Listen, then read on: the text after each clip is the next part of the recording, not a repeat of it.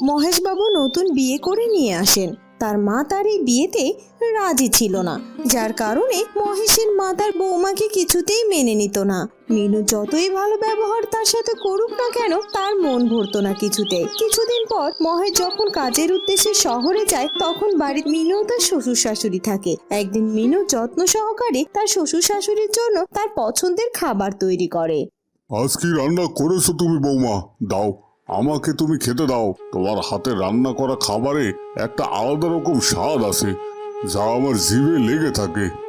যে রান্না করেছে না তার মুখে দিতে হয় না, তার আগেই মুখটা পুড়ে যায় লবণে। কই দাও, আমাকে খেতে দাও। আমার ছেলেটা এমনিতেই বাড়িতে নেই, এখন না জানি এই ডাইনিটা আমাদের খাবারে আবার বিষ মিশিয়ে আমাদের মেরে না ফেলে। এ কি বলছেন কি মা আপনি? আমি আপনাদের কেন মারতে যাব? আপনি যে আমার মায়ের মতো, আর একটা মেয়ে কি করে তার মাকে মারতে পারে? আপনি বলুন মা, আমি কি করলে আপনার মন জয় করতে পারবো? আমি তো জানতাম না আপনি আমাদের বিয়েতে অসন্তুষ্ট ছিলেন। যদি জানতাম তাহলে আমি আপনার ছেলেকে কিছুতেই বিয়ে করতাম না। এখন যে আমাদের বিয়ে হয়ে গেছে, এখন তো চাইলেও আমি আপনার ছেলেকে ছেড়ে দিয়ে চলে যেতে পারবো না। তাই বলছি, আপনি দয়া করে বলুন কি করলে আপনি আমাকে মেনে নেবেন। আরে মা, তুমি ওর কথা বাদ দাও তো। ওর মুখে যা আসে তাই বলে থাকে। তুমি তো আমার লক্ষ্মী বৌমা। তোমার মতো একটা বৌমা এই গ্রামে খুঁজলেও পাওয়া যাবে না। তোমার শাশুড়ি কি বললো কি না বললো, তুমি তাতে কান দিও না তোমা। ও যা বলে ওকে বলতে দাও। এবার তুমি আমাকে খেতে দাও। তোমার তৈরি খাবারগুলো দেখে আমার যে আর তর্স হয় না। এই যে নিন বাবা, আপনার পছন্দের সর্ষে ইলিশ। আমি খুব যত্ন সহকারে এটি আপনার জন্য রান্না করেছি। খেয়ে বলুন কেমন হয়েছে আমার রান্না করা খাবার। আর এই যে মা, আপনার জন্য আমি আপনার পছন্দের মুরগির মাংস রান্না করেছি। দেখুন তো খেতে কেমন হয়েছে। এরপর মহেশের বাবা খাবারগুলো খেতে থাকে। ও, এত সুন্দর খাবার তো আমি আমার জীবনও কোনোদিনও খাইনি। সর্ষে ইলিশ তো আমি অনেক খেয়েছি, কিন্তু এত স্বাদের সর্ষে ইলিশ আমি কখনো খাইনি। সর্ষে ইলিশ এমনিতেই তো আমার অনেক পছন্দ ছিল। এখন তোমার সর্ষে ইলিশ খেয়ে আমি আরো বেশি পছন্দ করতে শুরু করলাম। এই সর্ষে ইলিশকে আরো এক পিস মাছ দাও তোমা। খাও খাও, জন্মের মতো খেয়ে নাও। কোনোদিন তো আর কিছু খাওয়াইনি আমি। এর আগে তোমাকে আমি কত সর্ষে ইলিশ রান্না করে খাওয়ালাম। কই, তুমি তো একটা দিনের জন্য এত প্রশংসা করনি। এই যে দেখো, মুরগির মাংস রান্না করেছে, কোনো স্বাদ গন্ধ কিছু নেই। মনে হচ্ছে জলের ভিতর থেকে ডুবিয়ে এনে আমাকে খেতে দিয়েছে। গিন্নি, তুমি সবসময় মেয়েটার সাথে এমন করতে থাকো কেন? তোমার কি ক্ষতি করেছে ও? কয়েকদিন ধরে দেখছি ওকে শুধু তুমি বকেই যাও। তাও তো দেখি তোমার মুরগির মাংস কেমন হয়েছে। এরপর মহেশের বাবা সে মুরগির মাংসের বাটিটা নিয়ে সেগুলো খায়। সেগুলো খেয়ে বলে, আমার যা মনে হয় তোমার মুখে কোনো সমস্যা আছে। না হলে এত সুন্দর মুরগির মাংসের ঝোল তুমি বলছো, সেটা নাকি কোনো স্বাদ গন্ধ কিছুই নেই। মেয়েটার দিকে একটু দেখো, মেয়েটা কত যত্ন করে কষ্ট করে রান্নাগুলো আমাদের জন্য করেছে, আর তুমি তার একটু প্রশংসা করবে তা নয়, তুমি তার দুর্নাম করছো। এটা ঠিক নয় গিন্নি, তোমাকে বুঝতে হবে মেয়েটা এখন এ বাড়ির বউ, তাই মেয়েটাকে একটু সম্মান করতে শেখো। হ্যাঁ হ্যাঁ, সব তো আমারই দোষ। আমি শুধু তোমার বৌমাকে অপমান করি, তার খারাপ দোষটা ধরিয়ে দেই। সে কারণেই হয়তো আমি তোমাদের সবার কাছে খারাপ। আজ আসুক আমার ছেলে, তাকে আমি সব কিছু বলবো। এ কথা বলেই মহেশের মা খাবার ফেলে রেখে সেখান থেকে উঠে চলে যায়।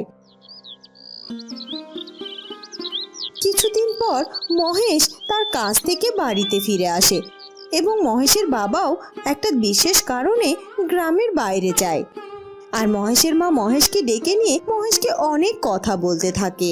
বাবা, তুই আমাকে এই ডাইনির কাছে কেন রেখে যাস? তোর বাবা আর এই ডাইনি মিলে আমার উপর যে কি অত্যাচার করে সেটা তোকে আমি বলে বোঝাতে পারবো না। আমাকে তো তোর বউ একটু খেতেও দেয় না, আর আমি খেতে গেলে তোর বৌমা বলে সে নাকি আমার পাতে খাবার দেবে না। আর আজ 2 দিন হয়ে গেল রে বাবা, আমি কিচ্ছুটি খাইনি। এখন তুই তোর বউয়ের বিচার কর বাবা। কি সত্যি মা, মিনি তোমাকে কিছু খেতে দেয় না? তার বলতে আমি যদি তারপরও ওর সব অত্যাচার সহ্য করে খাবার খেতে চাই, তখন সে আমাকে রাগ দেখিয়ে সেখান থেকে তাড়িয়ে দেয় আর বলে আজ আমার জন্য নাকি কোনো খাবার নেই, আমাকে না খেয়ে থাকতে হবে। এমন হলে আমাকে এই বাড়ি থেকে তাড়িয়ে দে বাবা, আমি যার এই কষ্ট সহ্য করে তোর বাড়িতে থাকতে পারবো না। মিনুর এত বড় সাহস, সে তোমাকে খাবার খেতে দেয় না, আরো বলে যে তোমাকে খেতে দেবে না। আমার মাকে এমন অত্যাচার করে, আমি মিনুকে এই বাড়ি থেকে তাড়িয়ে দেব। ও আমার মাকে খেতে দেয় না, এত বড় স্পর্ধা তুমি ভেবো না মা।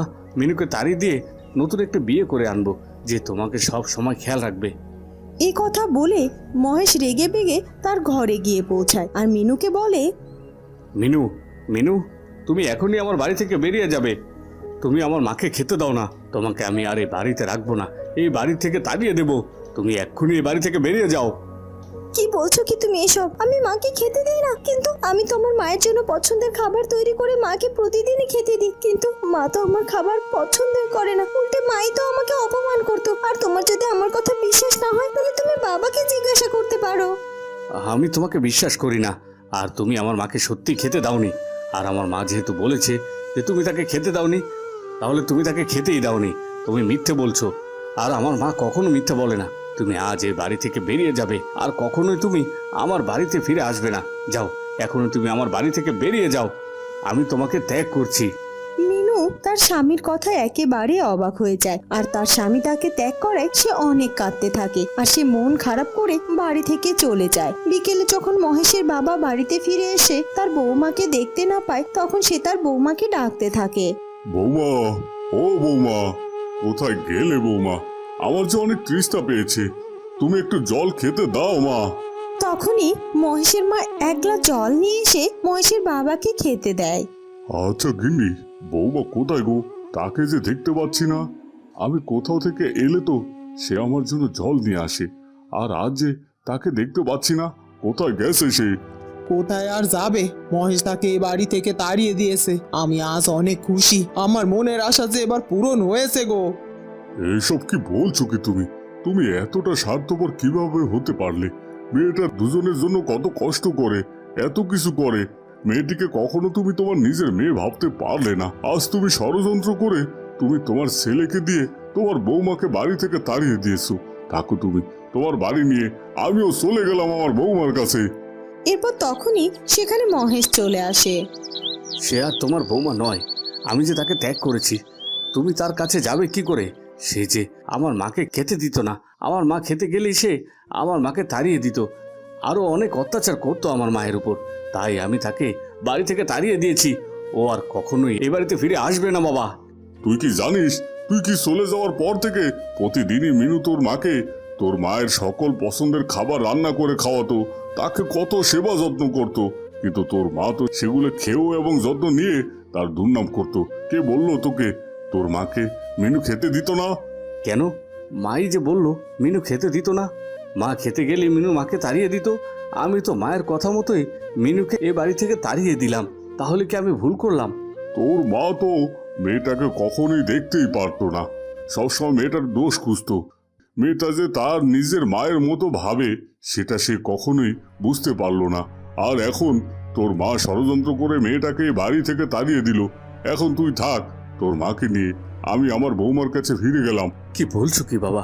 তাহলে কি আমি আমার মায়ের কথা মতো আমার বউকে তাড়িয়ে দিয়ে অনেক বড় অন্যায় করে ফেললাম? কিন্তু কিন্তু মা তো কখনো মিথ্যা বলে না। তাহলে কেন আমার কাছে মিথ্যা বললো মা? তার কি স্বার্থ আছে? মা, তাহলে তো দেখছি তুমি আমার স্ত্রীকে অপমান করো। আর এই যে আজ তুমি এত বড় একটা মিথ্যা কথা বলে মেয়েটাকে বাড়ি থেকে তাড়িয়ে দিলে, এটা কি তুমি ঠিক করলে মা? তুই কি আমাকে অবিশ্বাস করলি বাবা? এ তো অবিশ্বাস করার তো কিছুই নেই মা। আমি জানতাম যে মিনু তোমাকে কখনোই কষ্ট দিবে না, কিন্তু তাও আমি তোমার কথা বিশ্বাস করে মিনুকে বাড়ি থেকে তাড়িয়ে দিই। এখন বাবাও যে বলছে মিনু তোমার খেয়াল রেখেছে, কিন্তু তুমি আমাকে বলেছো যে মিনু তোমার খেয়াল রাখেনি। এখন বলো আমি মিনুর সামনে কোন মুখ নিয়ে গিয়ে দাঁড়াবো? বলো বাবা, বলো মা। তুই ভাবিস না বাবা, আমি আমার বৌমাকে অবশ্যই বাড়ি ফিরিয়ে নিয়ে আসবো। তুই আমার সাথে চল, আমরা দুজনে গিয়ে আমাদের বৌমাকে ফিরিয়ে নিয়ে আসি। এই কথা বলে মহেশ এবং তার বাবা মিনুদের বাড়িতে যায়। মিনু, আমার যে অনেক বড় ভুল হয়ে গিয়েছে। আমি যে না জেনে বুঝে তোমাকে বাড়ি থেকে তাড়িয়ে দিয়েছি। তুমি আমাকে ক্ষমা করে দাও। তুমি আমার সাথে আমার বাড়ি ফিরে চলো। হ্যাঁ মা, তুমি যদি আমাদের সাথে আমাদের বাড়িতে ফিরে না যাও, আমরাও আমাদের বাড়িতে ফিরে যাব না। আমরা এখানে দাঁড়িয়ে থাকবো। আমাদেরকে তুমি ক্ষমা করে দাও মা। না না বাবা, এসব আপনি কি বলছেন?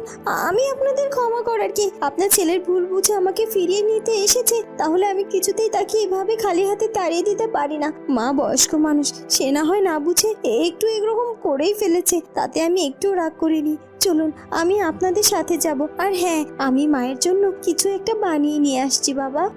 এই কথা বলে মিনু তার মায়ের জন্য তার মায়ের পছন্দের নাড়ু তৈরি করে আনে এবং সে তার বাড়িতে ফিরে যায়। মা, আমি জানি মা আপনি আমাকে পছন্দ করেন না, তবে বিশ্বাস করুন আমি আপনাকে নিজের মায়ের মতো ভালোবাসি। তবে আজ আমি এখানে ফিরে এসেছি, এতে যদি আপনার কোনো আপত্তি থাকে তাহলে আমি সত্যি সত্যি এই বাড়ি থেকে চলে যাব। কিন্তু বিশ্বাস করুন মা, আপনার কাছ থেকে দূরে থাকতে আমার বড্ড কষ্ট হয়। আর তাছাড়া আমি যদি আমার নিজের অজান্তে আপনার সাথে কোনো অন্যায় করে থাকি তাহলে আপনি আমাকে ক্ষমা করে দিবেন। আর হ্যাঁ, এই যে আমি আপনার জন্য আমার হাতে তৈরি করা নাড়ু নিয়ে এসেছি, একটু খেয়ে দেখুন না মা, কেমন হয়েছে। আসলে মা, আমারই সব ভুল। আমি ঠিক বুঝতে পেরেছি তোমার সাথে আমি যা করেছি অন্যায় করেছি। তোমাকে আমি অপছন্দ করি বলে আমার ছেলের কাছে মিথ্যে কথা বলে শেষ পর্যন্ত আমার ছেলের কাছে আমি মিথ্যেবাদীও হয়েছি। আর এটা যে কত বড় কষ্টের সেটা আমি হাড়ে হাড়ে বুঝেছি বৌমা। আর হ্যাঁ, আমি আর কখনো তোমার সাথে এমন অন্যায় করব না। আমি তোমাকে আমার নিজের মেয়ের মতো করে রাখবো। আর কই, দাও তোমার হাতের নাড়ুগুলো আমাকে দাও। তোমার হাতে যা জাদু, তোমার হাতের তৈরি খাবার খেলেছে একেবারেই মন ভরে যায়। এরপর মিনু মহেশের মাকে সেই নাড়ুগুলো দেয়, আর মহেশের মা সেটা খেয়ে বড্ড খুশি হয়। এরপর থেকে তারা সবাই সুখে শান্তিতে বসবাস করতে থাকে। মিনুর শাশুড়িও মিনুকে মেনে নেয়। বন্ধুরা, কেমন লাগলো আমাদের আজকের গল্পটি? যদি ভালো লাগে তাহলে অবশ্যই আমাদের চ্যানেলটিকে সাবস্ক্রাইব করে দিও। দেখা হবে নতুন কোনো গল্প নিয়ে। ধন্যবাদ।